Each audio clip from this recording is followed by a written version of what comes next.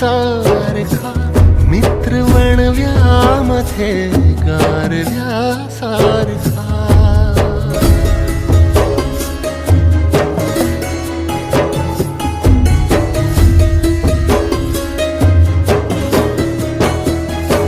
जाळताना मला देह ठेवासा,